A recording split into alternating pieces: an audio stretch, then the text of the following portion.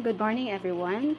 I am Janet Veluson, and I am tasked to tackle about assessing school culture. So basically, assessing is something related to assessment, right? So as an edu student, we are very familiar of the word assessment. Okay, so the culture typology survey allows individual to recognize and rate the degree to which he or she observes and engages in certain behaviors within the school environment. Moreover, this activity is not judging the culture of the school, but rather allowing individuals to tabulate the actions of the school. So, in assessing the culture within the school, we can use the instrument developed by Groenert and Valentin 2015. So, here are the 12 key aspects of school culture. So, let us talk first about the student achievement, or the first aspect of school culture. So, for toxic culture, it states that many teachers believe that if students fail, it is the student's fault. For fragmented culture, it states that teachers usually do not discuss issues related to student achievement. And for the vulcanized culture, it states that most teachers' discussions related to student achievement are restricted within the department's colleagues or close friends. For contrived collegial culture, it states that teachers are given time to discuss student achievement and are expected to do that during this time. For comfortable collaborative culture, it states that teachers are given time to discuss student achievement, but most of this time is spent on giving advice and trick trading. For the last types of culture, collaborative culture, it states that teachers are given time to discuss student achievement, and this time is spent critically analyzing each other's practice. Now let's talk about the second key aspects of school culture, the collegial awareness. So the first type of culture states that many teachers do not care about the effectiveness of other teachers. Second, most of the teachers are unaware of what other teachers are teaching. The third one states that most of the teachers are aware of only what their friends in the school are teaching. Next, the school leadership expects teachers to know what the other teachers are teaching. And the fifth type of culture states that teachers occasionally observe and discuss what other teachers are teaching. And lastly, for the collaborative types of culture, teachers seek out opportunities to observe and discuss what other teachers are teaching. Now the third key aspects, shared values. For the first type of culture, it states that values shared by many teachers are contradictory with student needs. Next, there is no much agreement among teachers concerning educational values. For the third type of culture, it states that there are a small group of teachers that share educational values. The next culture states that the school leadership provides teachers a list of school values. There is general agreement among the teachers concerning educational values for comfortable collaborative culture. And lastly, for collaborative culture, there is a strong agreement among teachers concerning educational values. Now let's move on to the fourth one, decision making. First, culture states that decisions are easily made because many teachers do not care. Next, states that teachers are usually not interested in participating in decisions that concern students. The third culture is balkanized culture states that there are small group of teachers that attempt to control the decisions made concerning students. Next, culture states that school leaders expect teachers to participate in all decisions concerning students. Next, culture states that teachers occasionally show an interest in the decisions made concerning students. Lastly, there is an expectation among teachers to participate in decisions concerning students. Next key aspect is risk taking. So for the first culture, it states that many teachers protect their teaching style from innovation. Next culture, fragmented culture, states that most teachers typically do not experiment with new ideas. Next, balkanized culture states that innovations are usually initiated within a single grade or department.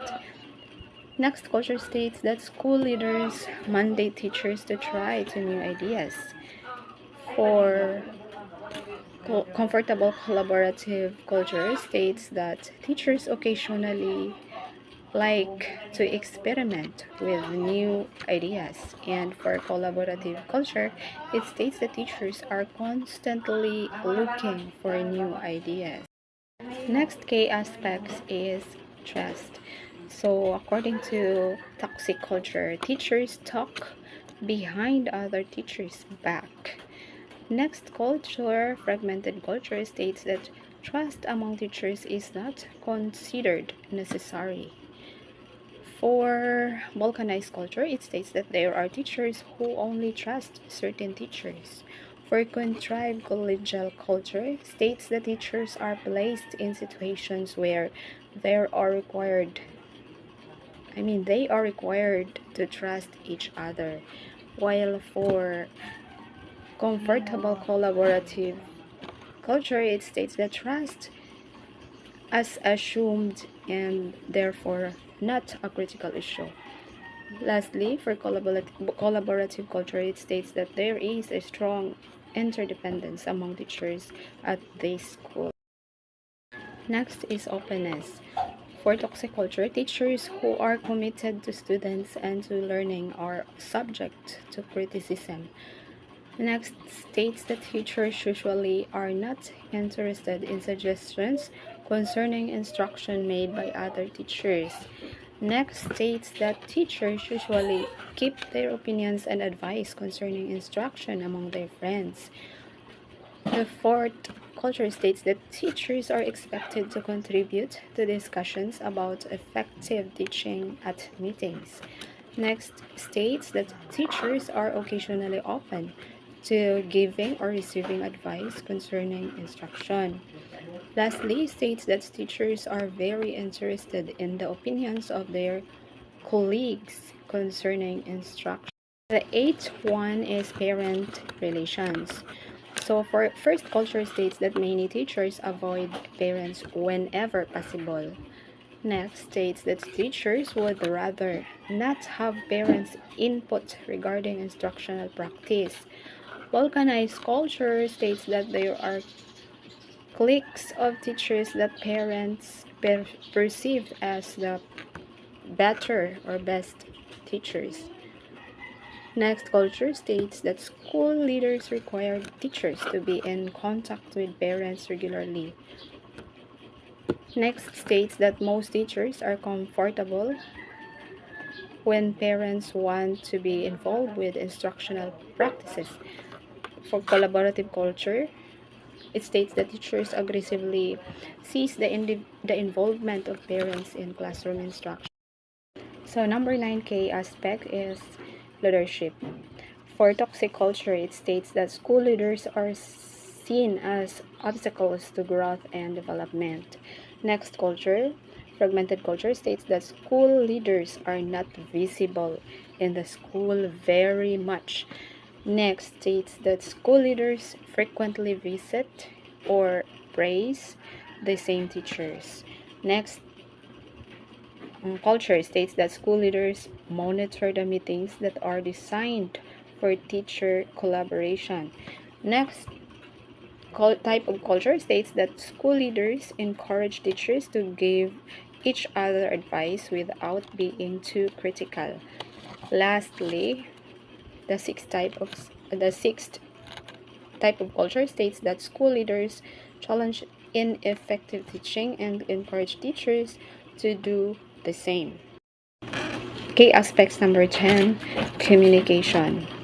For toxic culture, it states that school policies seem to inhibit teachers' abilities to discuss student achievement. Next, culture states that communication among teachers is not considered important at this school. Next, it states that it is difficult to have productive dialogue with a certain group of teachers. Next, culture states that communication is dominated by top-down mandates. For the fifth type of culture, comfortable collaborative, states that warm and fuzzy conversations promote our school. Lastly, the collaborative culture states that any teacher can talk to any teacher about their teaching practice. The next key aspects of school culture is socialization. For toxic culture, it states that new teachers are informally indoctrinated by negative staff members quickly. Next type of culture states that teachers at the school quickly learn that it is every man for himself. Balkanized culture states that new teachers are typecast into certain teacher cliques or informally labeled. Then contrived collegial culture states that there are many mandatory meetings for new teachers to attend, while comfortable collaborative culture states that new teachers are encouraged to share their experiences with other faculty members. Lastly, for collaborative culture, it states that all teachers assume some responsibility in helping new teachers adjust. And last but not the least, the 12 key aspects of school culture, organization history. For toxic culture, it states that teachers are quick to share negative stories about their school. Fragmented culture states that teachers asking for help has traditionally been considered as a professional weakness. Balkanized culture states that some grades, departments, or teams considered their success as separate from the whole school. Contrived collegial culture states that school leaders have established strong culture over much of what goes on at school. Comfortable collaborative culture states that this school is known for celebrating everything. And for collaborative culture, it states that at this school there is an understanding that school improvement is a continuous issue. Again, what I've mentioned are the 12 key aspects of school culture, along with 6 types of culture by Groenert and Valentin 2015, used for assessing school culture. I think that would be all. So thank you so much and God bless. School culture.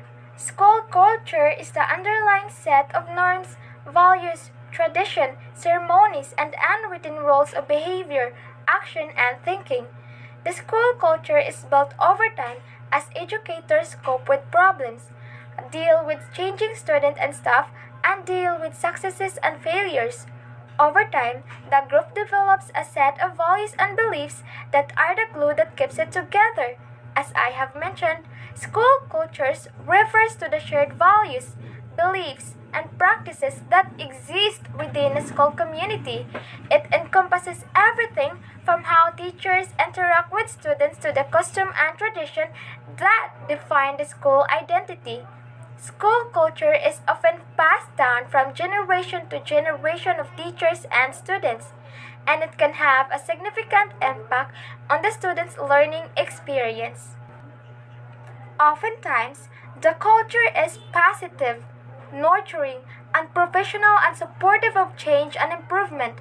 According to Dale and Peterson 1998, Toxic culture happened when the culture has developed dysfunctional values and beliefs, negative tradition, and caustic ways of interacting. Toxic school cultures refers to a negative set of values and beliefs that can exist within a school community. When a school culture has developed dysfunctional values and beliefs, negative traditions, and caustic ways of interacting, it becomes toxic. This can have a significant impact on the learning experience of students. That is why it is important for educators to recognize the sign of toxic school culture and take steps to create a positive, supportive learning environment for all students. Toxic school cultures lack a mission and vision, value laziness and apathy, appreciate separateness and exclusivity, and lastly, have a negative peer relationships. According to Gunert and Whittaker 2015, these cultures focuses on failures and use this as an excuse to remain stagnant. Toxic cultures in school are those that hinder growth and progress due to negative attitude toward failures. When a school culture focuses on failures and uses them as an excuse to remain stagnant, it can result in a demotivating and unsupportive environment for students. It is essential for school to recognize the impact of toxic cultures and take measures to promote a positive, supportive learning environment that encourages growth and learning from failures. Teachers and educators should motivate and inspire students to view failures as opportunities for improvement rather than as obstacles to success. By creating a positive culture that values growth and improvement, students can thrive and reach their full potential. According to Peterson 2002, schools with negative or toxic culture are: first, lack a clear sense of purpose. Schools with toxic cultures often lack a clear mission or vision. This can lead to confusion and disengagements among students and staff who may not feel like they understand what the school is trying to achieve. When there is no clear sense of purpose, it is difficult to create a positive learning environment that encourages growth and development. Second, have norms that reinforce inertia. Toxic cultures often have norms that discourage risk taking and trying new things. This can lead to a culture of complacency where students and staff are not encouraged to challenge themselves or push beyond their comfort zones. When this happens, growth and development are stunted and learning becomes stagnant.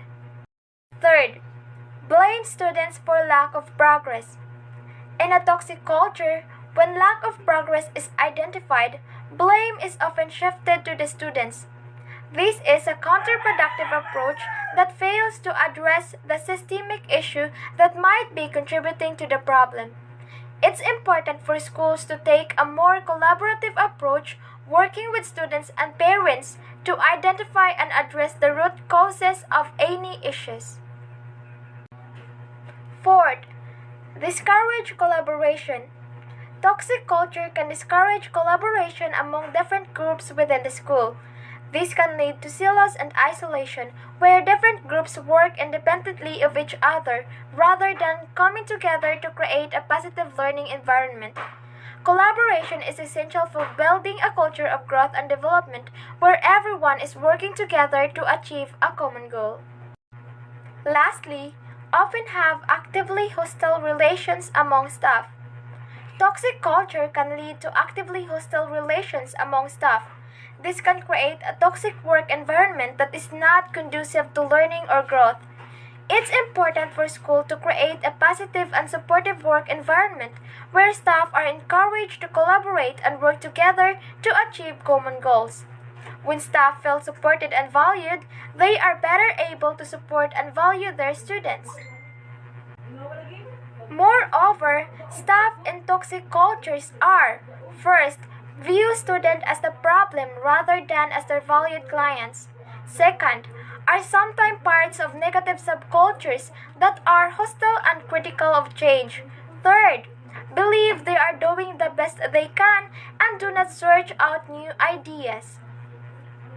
Fourth, frequently share stories and historical perspective on the school that are often negative, discouraging, and demoralizing. Fifth, complain, criticize, and distrust any new ideas, approaches, or suggestions for improvement raised by planning committees. Six, rarely share ideas, materials, or solutions to classroom problems.